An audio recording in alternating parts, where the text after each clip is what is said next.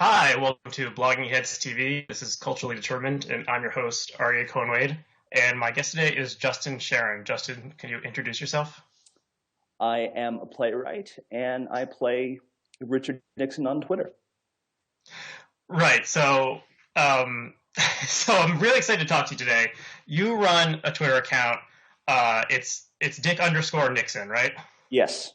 So we'll link to that. So if anyone who watches Blogging Heads is interested in politics, if this person is on Twitter and is not following your account, you're really missing out because I'll let you explain it. So what do you do on Twitter as Dick underscore Nixon?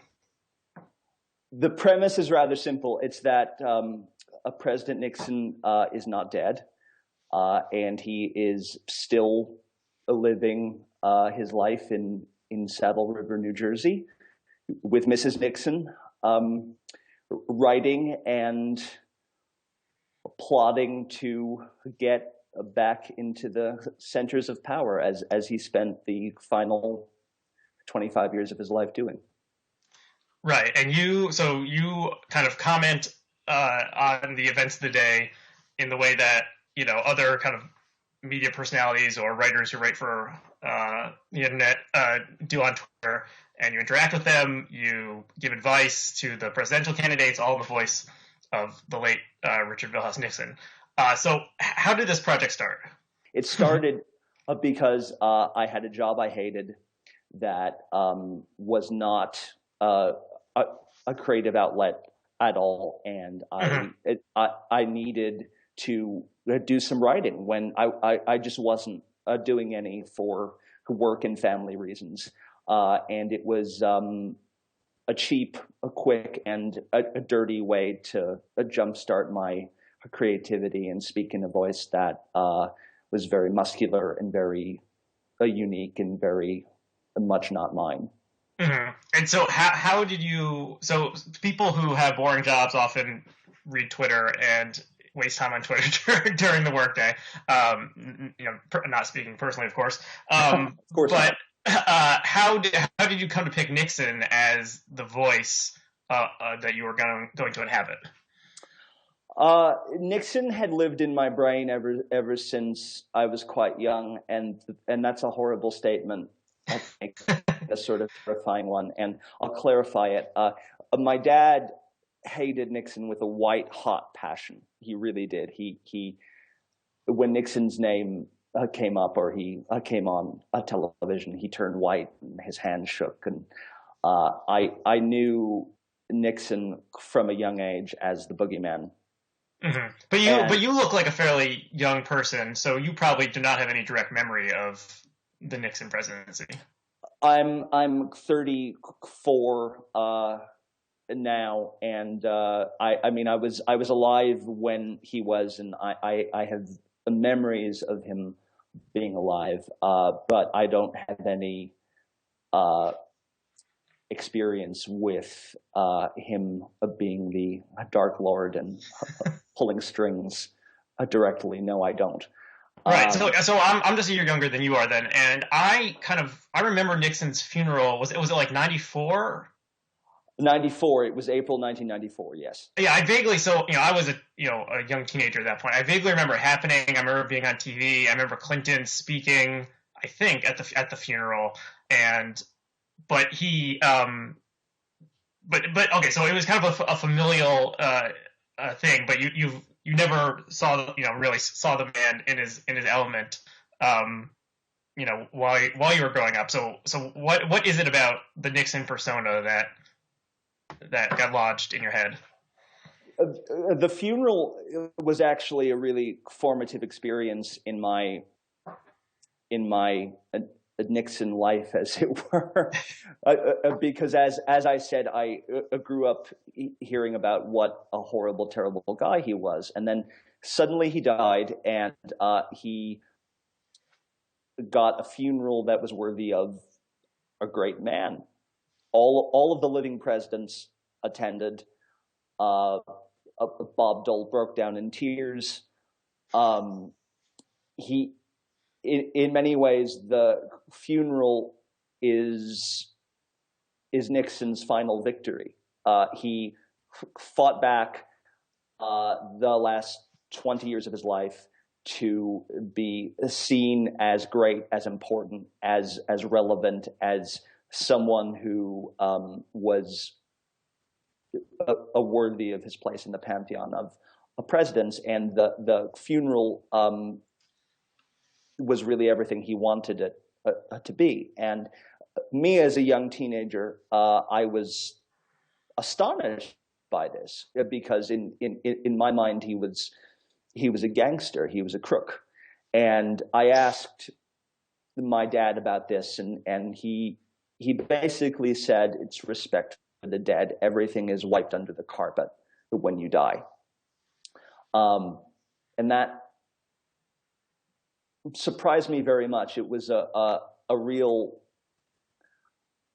one of the first instances of a political moral complication I encountered, really. Mm-hmm. And then as I got older, I've written plays, I've directed plays, I've worked in theater all my adult life. I let Nixon go for about 10 or 12 years. And then I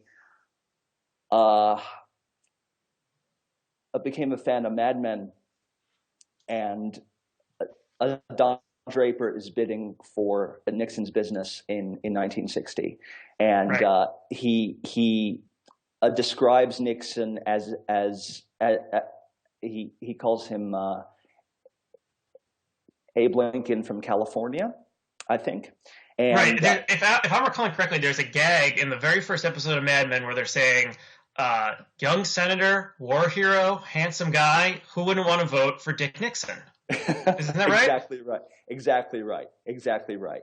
And that phrase, Abe Lincoln from California, it really sort of made my head explode a little bit because that is a complete opposite to what I grew up hearing. Someone from a sort of a leftist background. That is not my education in Nixon at all. But as I read a little bit more about him, it is really true.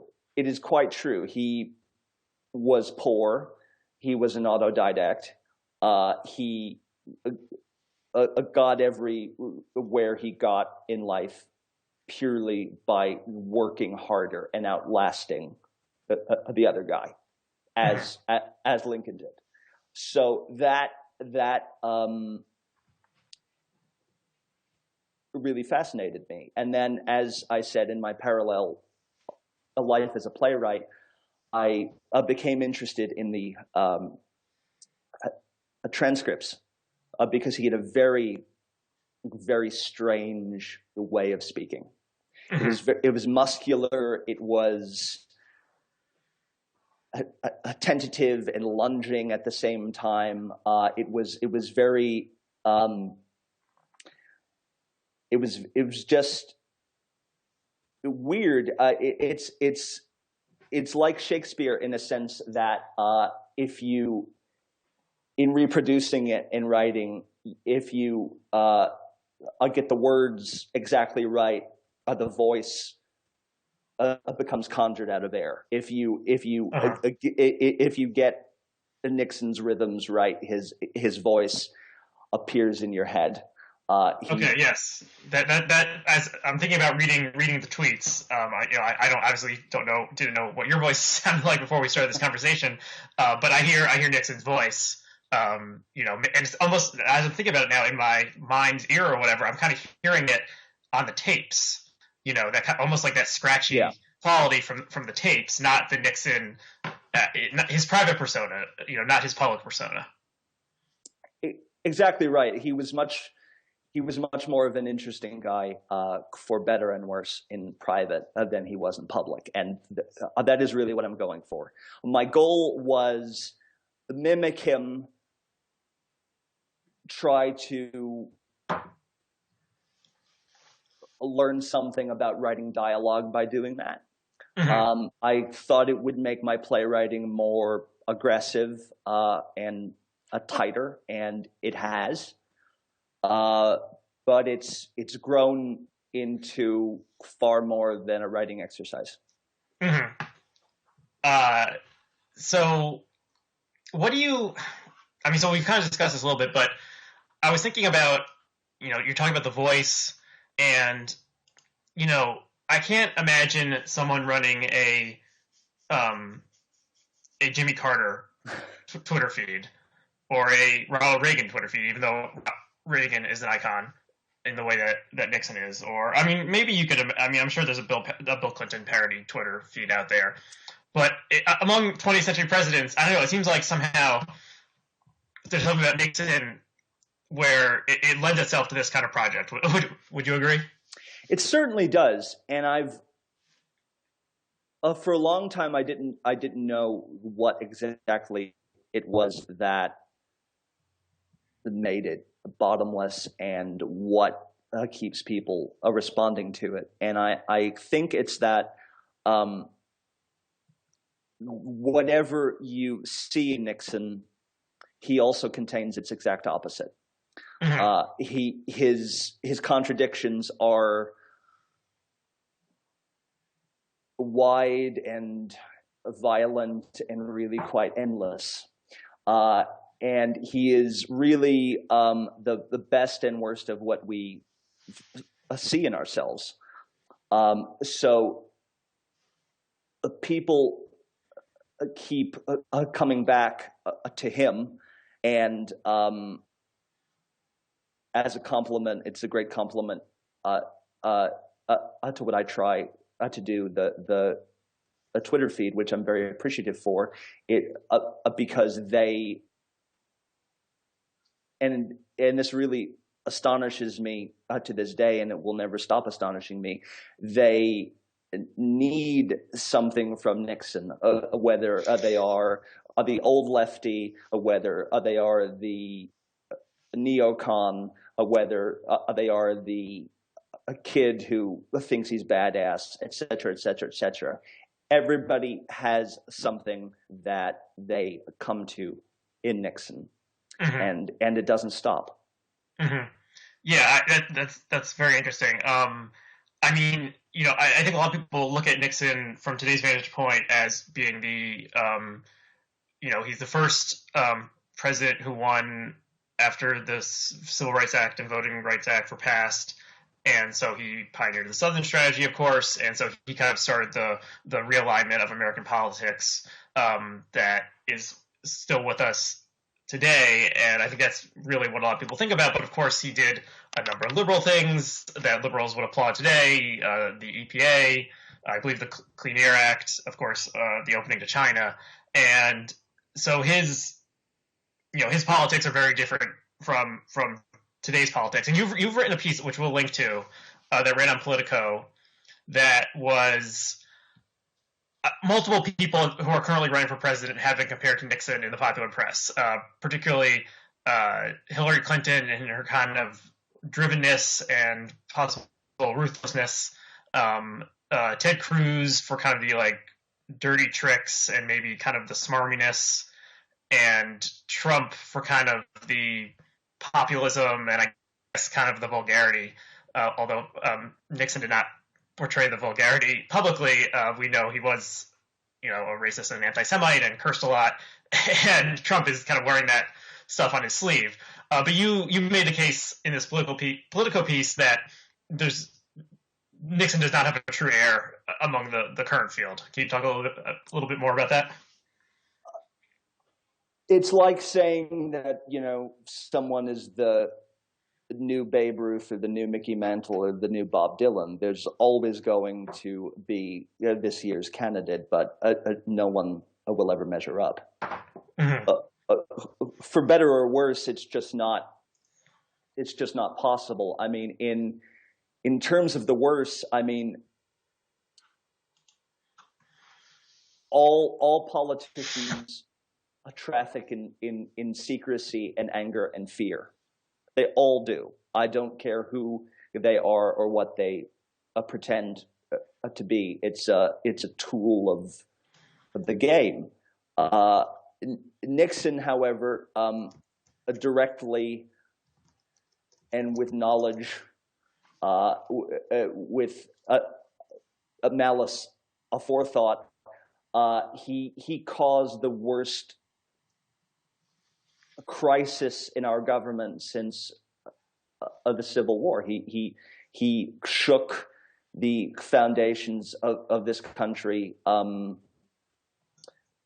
where they almost fell down, and that to equate an email scandal or to equate anything with that is just irresponsible. I mean, I'm no fan of Mrs. Clinton. I'm not apologizing for her at all. But what I'm saying is that what Nixon did for the bad stands alone. I'm also saying that Nixon's skill as a politician. I mean, he won.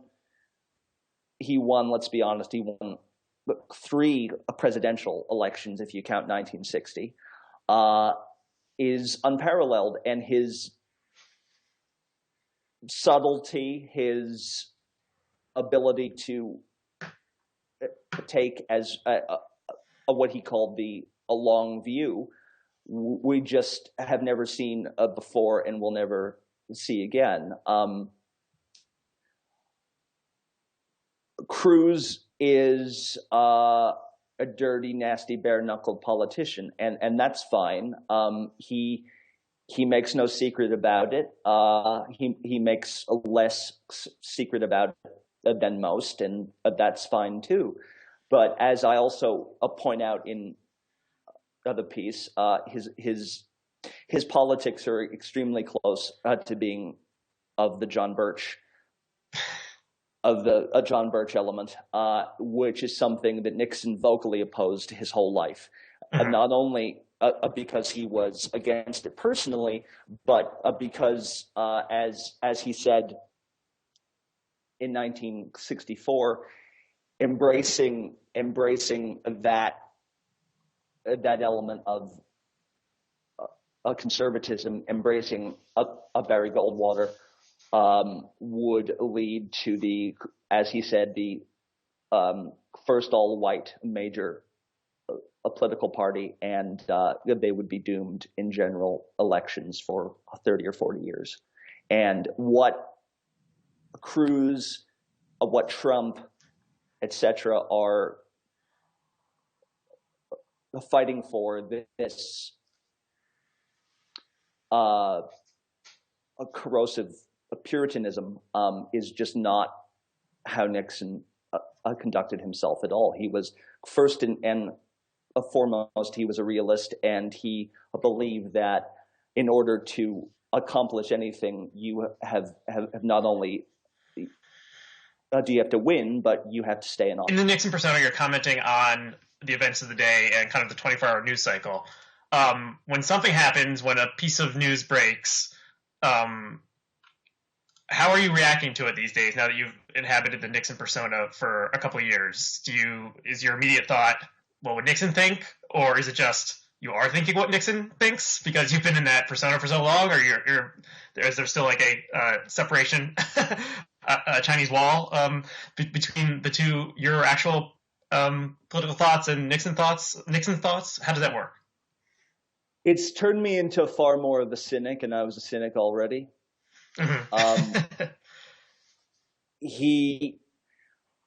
When news breaks, I mean, I'm a writer, and I approach this project as a writer does, and a writer's first question is always inevitably, how can I use this? So I certainly approach it from that a point of view, but what I've learned from it is how good he was at looking past what something means in the moment and what it will mean next month or next year.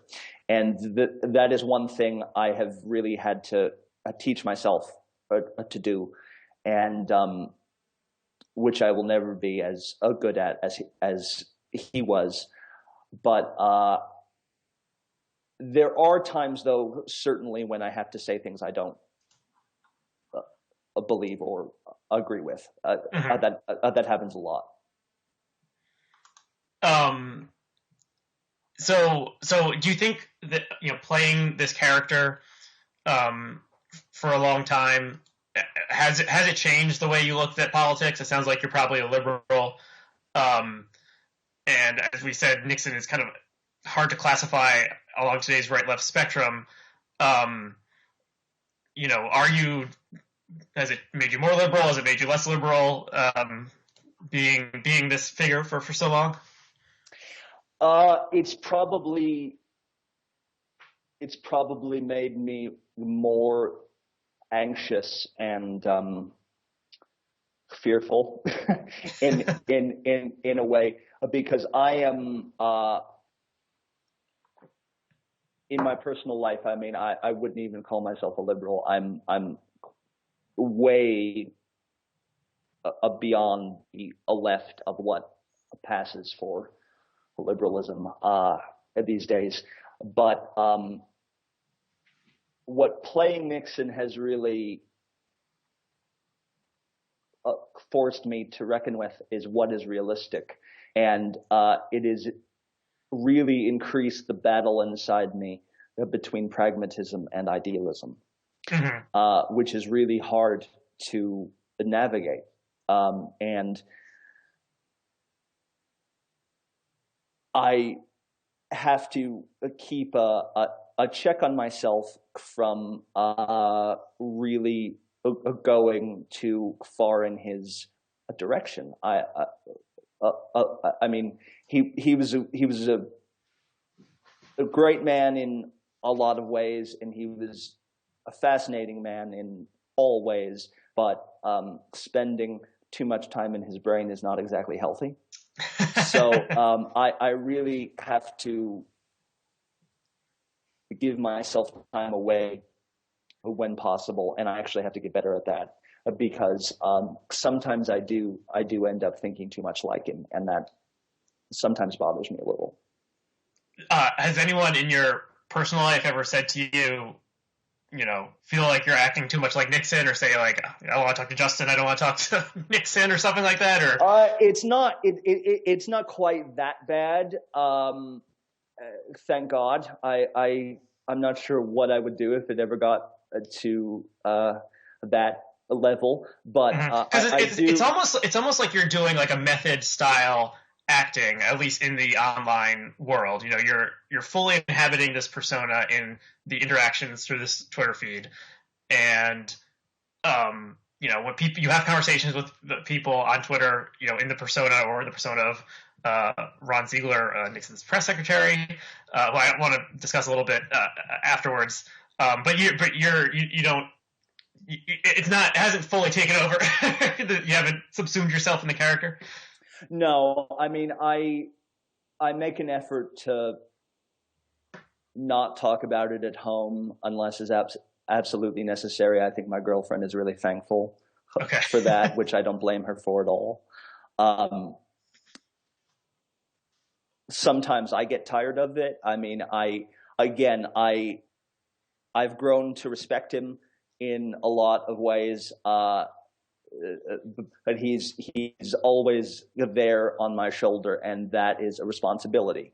And it's not one I take lightly, and I make a real effort to not say or do anything I can't make a really, really good case he would say or do. Mm-hmm. But that is a responsibility, and it's work. Mm-hmm. Do you see an endpoint to this project, or do you want to, as long as you're keep your own personal interest going, you're gonna keep on doing it? Yeah, I mean, I don't foresee myself stopping. Nixon, as I said, he will never not be relevant, and people will always look to him for what they need, or whatever it is. Hmm. Uh, it is a lot of fun. I have met a lot of good people who I would have never met in other walks of life, many of whom have really different politics and life experiences than me, and that's great. And it's a way of keeping creatively sharp, which has translated luckily to other things I'm doing. So I don't see myself stopping. No. There might come a time where I will have to take a little bit more of an extended break, as I did once, but I don't see myself stopping in the foreseeable future. No. Mhm. Okay, well, I'm grateful for that because I enjoy the feed a lot. So I wanted so one of the hilarious innovations that you have is that some of the tweets are signed RZ, which is Ronald Ziegler, who was Nixon's press secretary, and so these are kind of the conceit is that Nixon is writing these tweets himself, or perhaps they are transcribed by Ronald Ziegler, but sometimes Ziegler will be announcing where Nixon is going or saying who debate commentary sponsored by, which I always think is really funny. And something that I haven't done in a while, but a while ago, one of your running jokes was, President Nixon, you'd have Ronald Ziegler saying something like, President Nixon is continuing in his campaign for world peace. Um, and, that's just funny because, Nixon was such a horrible person, but maybe he himself believed that really what he was doing in his post presidency was working for world peace. And he did. That is absolutely what he believed of himself, and his epitaph is from one of his own speeches. I don't remember which one. It is I'm paraphrasing slightly, probably, but it's the greatest honor that the world can bestow on a man is the title of peacemaker, and he chose that as his epitaph. Right. Okay. That's great. So when the State of the Union was happening about a month ago, the Instagram account for the White House was posting photos and also quotes from other State of the Unions, presidents who are not Obama. So they had a quote from Reagan's final State of the Union address, or maybe his farewell address, and it included a reference to world peace also, saying that we're all working towards world peace, and that, so reading that and combined with this running joke about Nixon working for world peace really made me think about, I can't imagine any current Republican candidate talking about world peace. They'll talk about security, and they'll talk about the homeland security, national security, but the idea of working towards world peace has just almost left certainly the right side of the political spectrum, and probably even Hillary Clinton probably isn't going to talk about world peace because that would make her sound like a mushy-headed liberal, and you don't hear really Obama talking about world peace, even though he won the Nobel Peace Prize, and he used his Nobel Peace Prize speech to talk about make a kind of a case for the tragic necessity of war. Do you have any thoughts about this? Like why Reagan and Nixon both spoke about world peace, and yet today we talk about security. It seems like maybe we don't care about.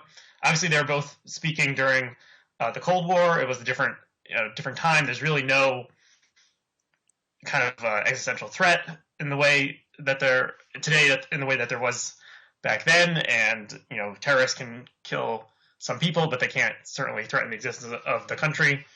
But we don't seem to care really about peace anymore. We just seem to care about security.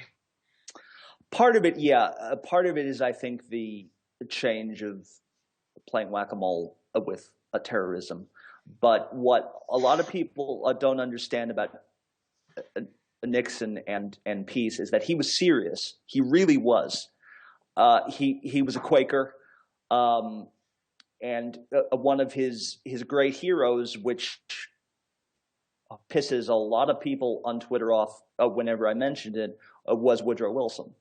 Mm-hmm. He his mother said to him about Wilson when he was quite young.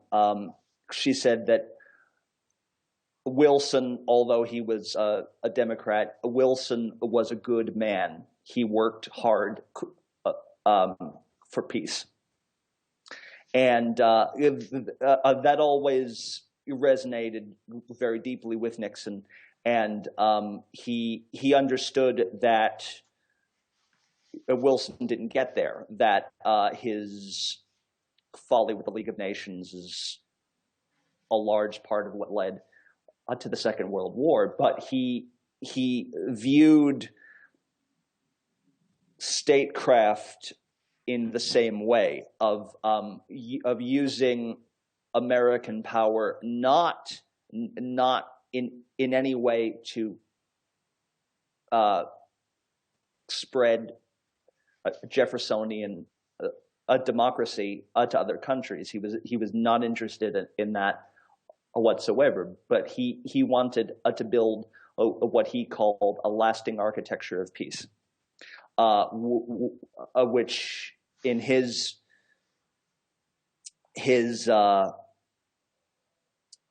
world meant, of course, sometimes being friends with some very bad people. Mm-hmm. If that created a balance that he made a distinction between peace and the absence of war, and he very much wanted to create a worldwide balance of a lasting peace, and he wasn't kidding. That, of course, is even less possible now than it was in his time. But yes, the irony is this a man who bombed Cambodia, which led to the deaths of however many million people, etc., put this responsibility on his shoulders, and he saw it as his legacy. Mm-hmm. How do you think Nixon would view Obama's presidency? I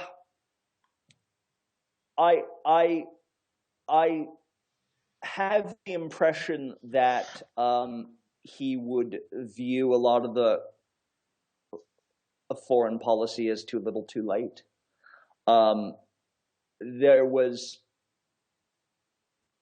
It was fashionable a year or two ago to say that President Obama had adopted a Nixonian realism in dealing with crises, and I don't think that's really true. I think he would see President Obama's foreign policy as largely putting out fires as they happen, whereas he viewed his own foreign policy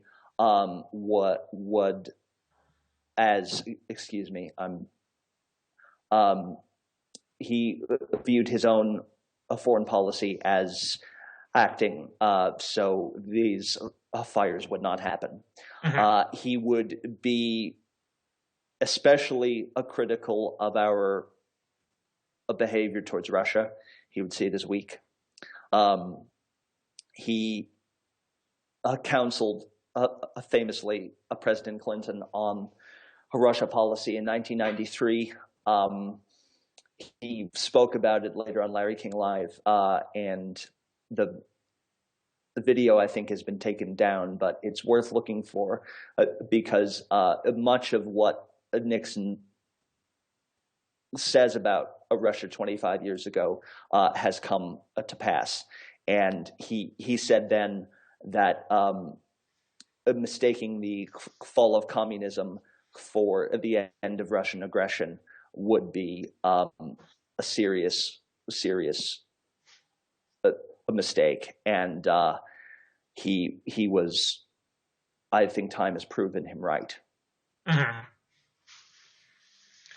So that makes me think, I think when people think about looking at the world in a Nixonian way, you're kind of a cold realism, balancing powers, projecting strength, and kind of accurately assessing the motivations of other actors, and kind of Henry Kissinger is kind of associated with this school as well. I mean, how do you think someone who saw the world in this way, or kind of a clear, cold-eyed view, how did he end up screwing up so badly in a this bizarre plot to uh, that led to Watergate? Like, how do like is this just the riddle of the character that he had this internal contradiction of not being able, employing these bozos like Haldeman and so forth, and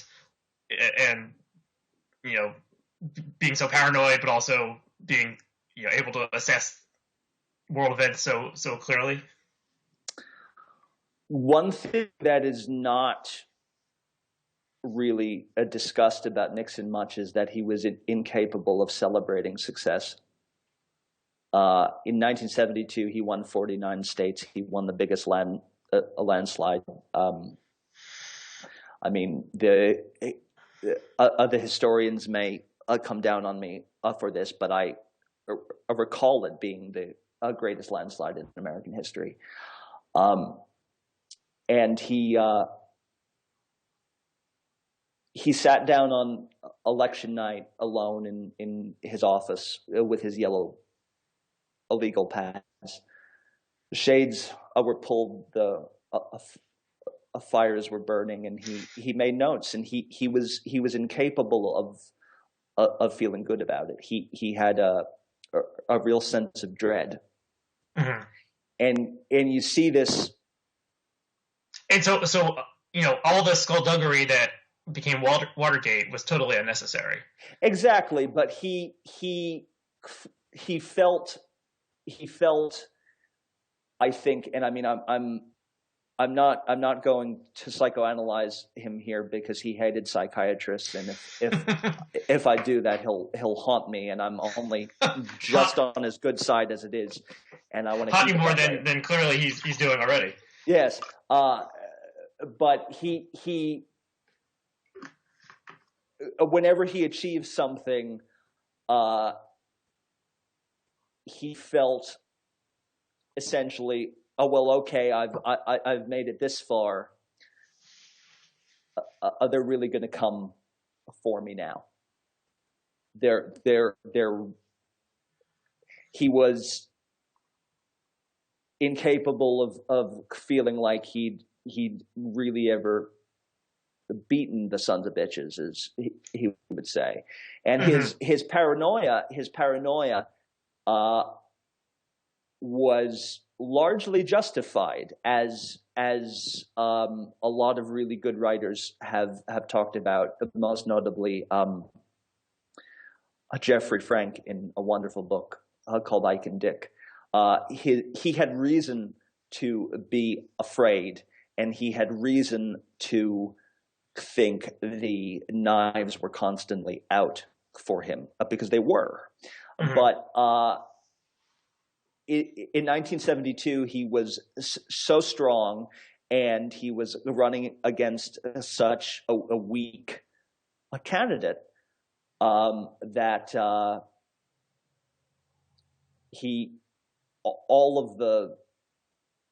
all of that horrible business, all of the plumbers, all of the break-ins, etc., it was not necessary. We all know that by now.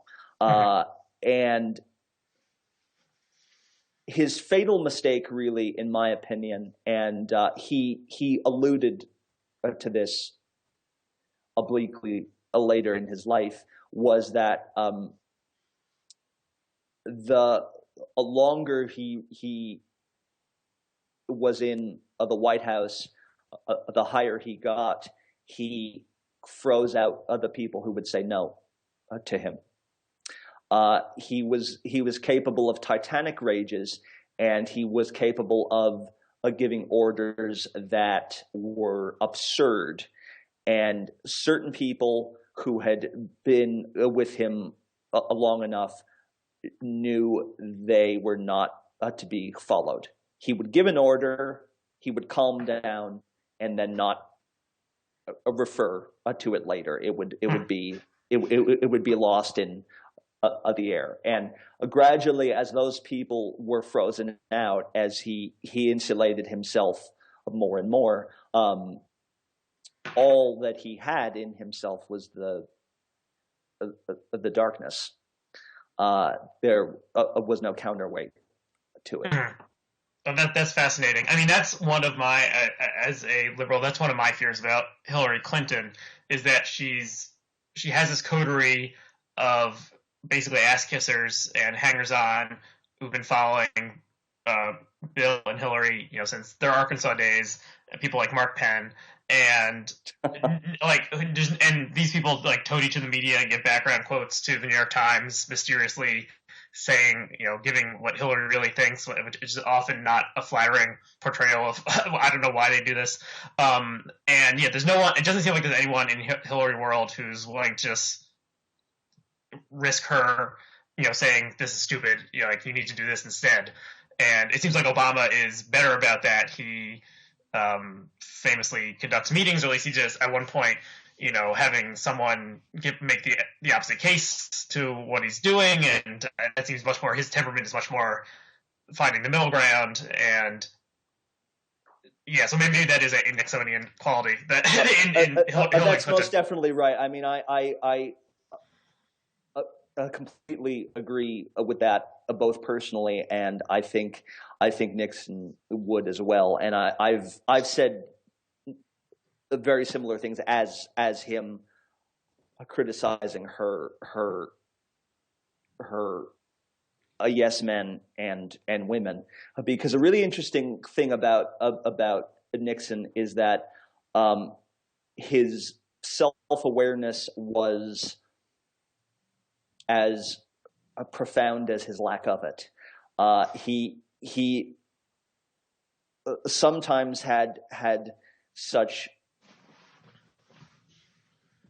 negative self-awareness, it was like a black hole, and then other times, especially after he left office, he could assess himself and his problems with an alacrity that was really sort of terrifying almost.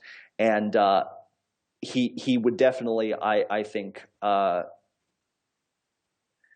diagnose the Clinton court jesters as a problem. So you've written some pieces recently, which we'll link to, giving advice in the voice of Nixon to the current candidates, kind of assessing the field. You've been, as Nixon, plugging John Kasich for a while, and he came in second place in New Hampshire. First of all, I mean, this is kind of what I asked before. Like, do you actually think Kasich has what it takes? Is that just what Nixon thinks that Kasich has what it takes? And like, how do you assess the field right now? So we're talking Saturday afternoon before the ninth Republican debate. Who knows what will happen? There's obviously something crazy that happened last time. Maybe Marco Rubio will vomit on himself, or Ted Cruz will eat a live baby on stage or something. Who knows what's going to happen? So the race could change. But I mean, how do you / Nixon assess what's happening right now, and what do you think is going to happen? Kasich is certainly the most Nixonian candidate in that he's a pragmatist. He's not a moderate, as people say. Neither was Nixon. Nixon was a conservative, and he wasn't kidding. But he had a very good eye for what is achievable, and he won constantly by planting a flag in his opponent's ground and claiming it as his own. And that is one thing that Kasich has been very good at.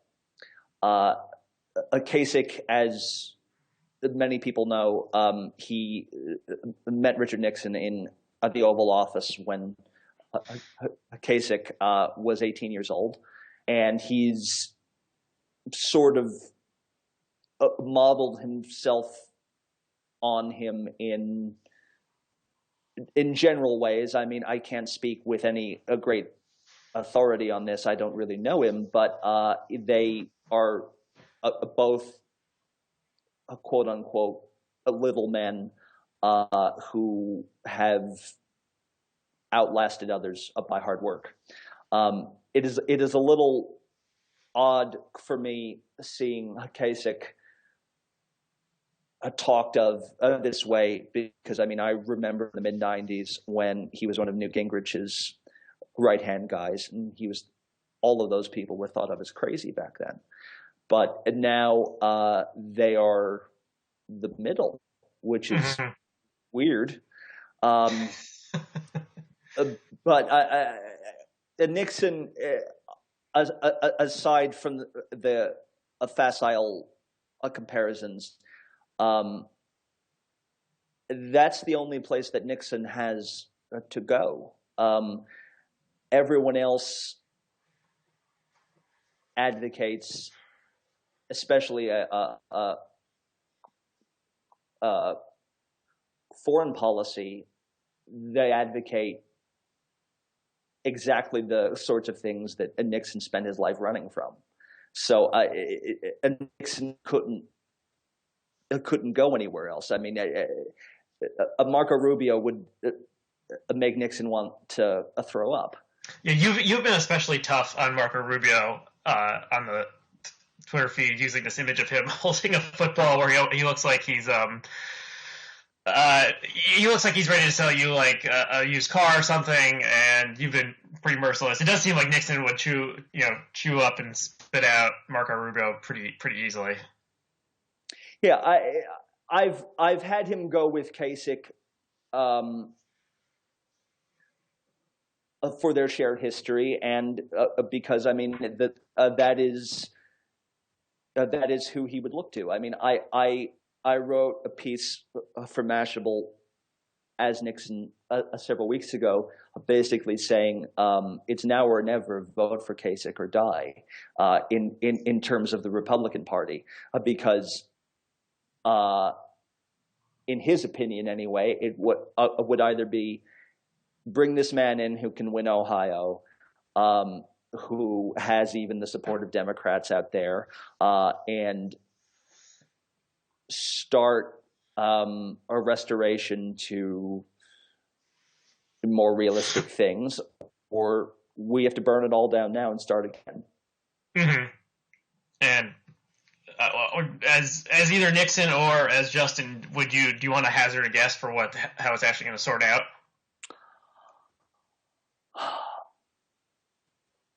I'm increasingly convinced that it will be Trump.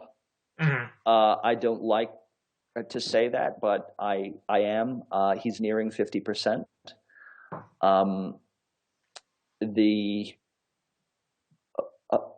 power brokers, the money men, have been more amenable to him than they've ever been. His performance in Iowa was written off by a lot of people, and I just think that was wishful thinking. The fact that he got 26% or whatever it was, with no get out the vote operation, being who he is really quite astonishing. And he won handily in New Hampshire. I think he'll win South Carolina. He'll probably win Florida.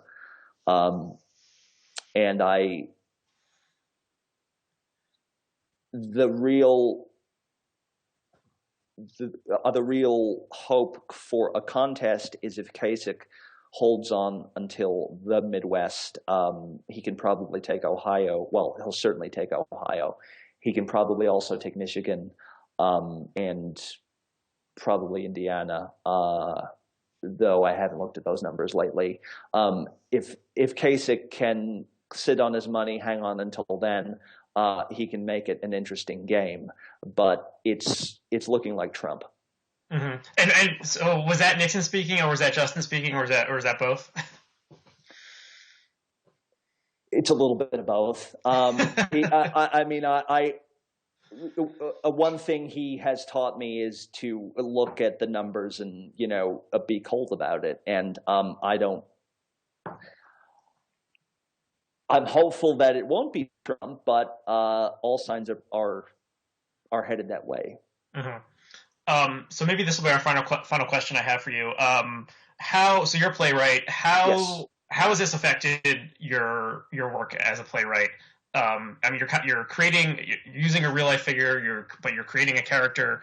You're reacting. You know, this is Twitter enables kind of a new style of. I mean, it's like you're doing like a long form improvisation that never ends. Kind of. Um, how has this affected your other work?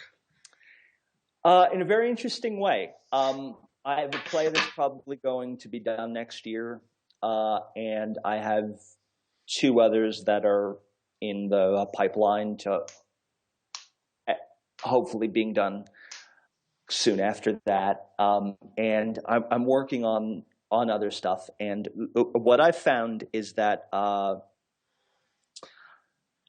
I write more quickly and cleanly now. I don't have to spend time trying to access that part of my brain. It's already primed, really. Mm-hmm. I have to edit less. Twitter forces you, of course, to be tight and understandable and hopefully memorable. So I've become better in my plays, I think, at the craft of writing lines that hopefully stick in people's heads after they leave and go home. So I've been told anyway. It's a craft of doing that every day and refining that has certainly carried over. And it just has helped in terms of clarity of what a character is doing in the scene. I mean, in writing plays, you always have to think of, what does this person want? What do they want in this moment in time? What do they want in the scene? What do they want over the course of the play? And Nixon, what I've tried to do with him as much as possible is he always has a reason for saying what he says. Sometimes it's straightforward. Sometimes it's duplicitous. But I try to always give him a real reason for speaking, as it were, on Twitter, and that has made my scenes, I hope, snap in an even better way. Always being conscious of what people are. Are you going to use the Nixon character in any of your stage stuff you're writing for the stage, or is it something totally different? Well, that's a good question. A lot of people have asked me that, and I really don't know yet. The play that will probably be done next year is not a Nixon play. It's a play from history. That's all I can really say right now. I would be open to using Nixon dramatically someday if I could find the right frame for that. And basically, a good plays come from the player to scratch some kind of itch. And right now, I'm scratching my Nixon itch on Twitter. If another one comes up, if a parallel one comes up that suits a play, I would be open to that.